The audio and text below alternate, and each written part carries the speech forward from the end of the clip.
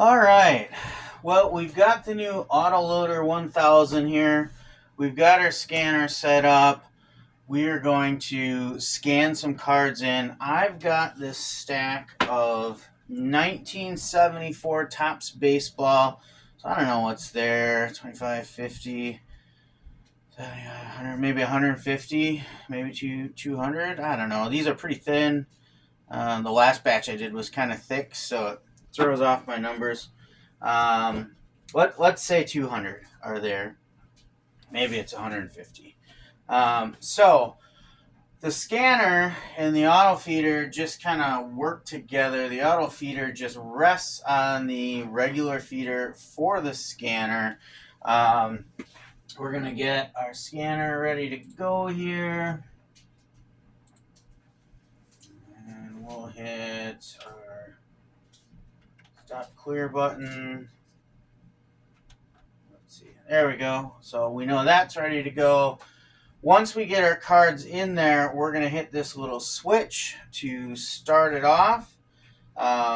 So I want to put them in this way. So image down.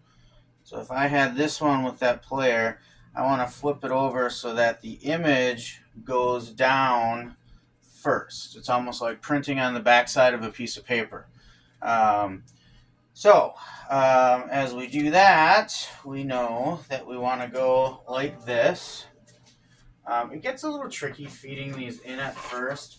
So you're basically going to line them up on top of these belts. And I pre-sorted these cards. I took out any condition issues that I might have seen so that I can list them all. I'm going to list all of these probably in excellent or very good condition. I mean, they're pretty old. They are definitely not near mint. But really, these are in good enough condition. There are no significant condition issues. That one didn't want to sit right, so I'm going to refeed. There we go. Few corners are a little soft, but not totally peeled back. There's a couple dings here and there. All right, so it's sitting on top of the belt. I do that pre-sort so that all of these I can list exactly the same once they go through Card Dealer Pro.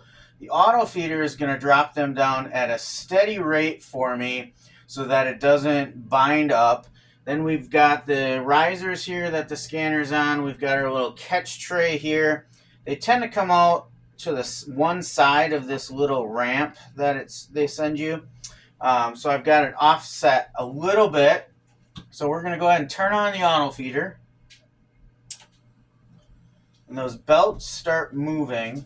And they're going to slowly, at a measured pace, start dropping them down into the regular feeder. And once those first ones drop down, then I'm going to hit the scan button on the scanner or the scanner app, and then it'll keep pace with everything. But you can see this going down slowly at a measured pace. And then we should be, let's see, the belts are like this big. That's how much room there is for those to sort through the belt. So there we go. It's starting to drop down. We'll let a couple drop to get started, and then we will start scanning.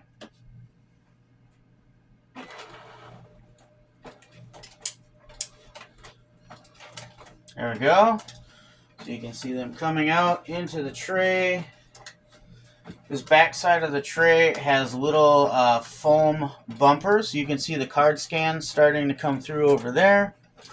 But this has these little bumpers on the back so they don't damage the end of the card as it shoots it through there.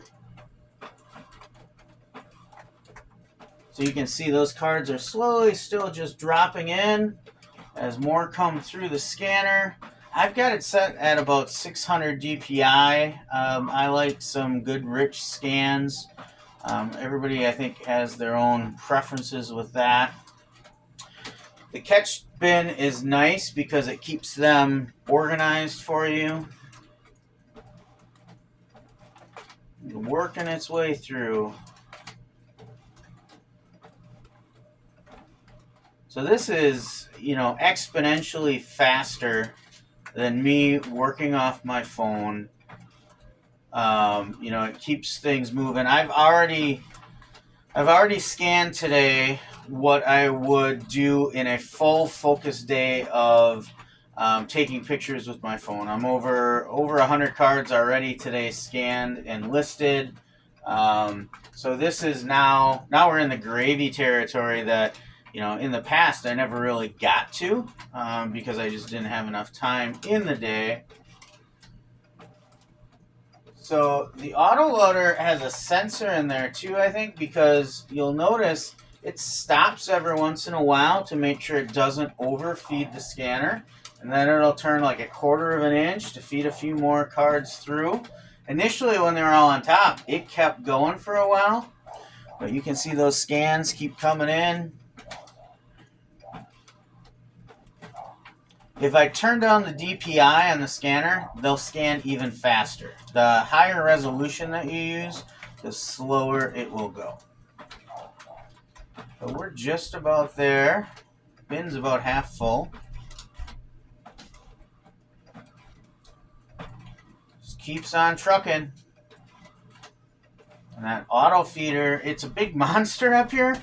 But what is great about it is if you have a large stack of the same cards from the same set here, like I do, like you can put them all in there. Even if I mixed it with other cards, I did one set here, I'd stack another set on top of it.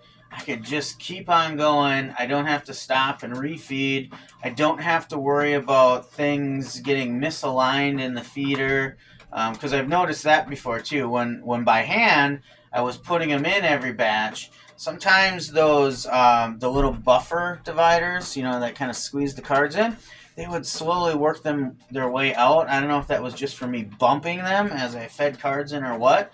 But the autoloader has those arms like this on the bottom that fit right to the perfect card size. So they are made for a 3.5 by 2.5 standard card size. I could see where minis would be a problem. I guess I would have to experiment a little bit. I could potentially put the regular scanner arms inside of the feeder arms to the mini size and possibly get it to scan through that way. It seems like it would not be ideal though, so I don't know that I'm really going to try that. So we did have a little jam because we're getting full there, just in the output bin.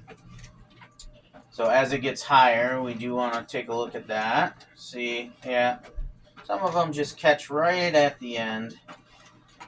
All it takes is a light little finger touch to kick them through. There we go. Yeah, because it's hitting the top of the stack in the bin as it comes down. So these are not glossy cards, so they don't slide real good. There we go. All fed through. I can turn off that. And now we've got a full bin. Can you see it? Yeah, full bin of cards here. You can kind of stack that around, give it a little tap, kind of organizes your cards in there. Gives you a nice little stack. In theory, I should be able to flip this over like this. And there they are. All scanned in, ready for Card Dealer Pro. Time to get listing and selling some vintage cards. So I don't have a lot of vintage cards. These are going to be really the first load of true vintage. 74, I would call that vintage.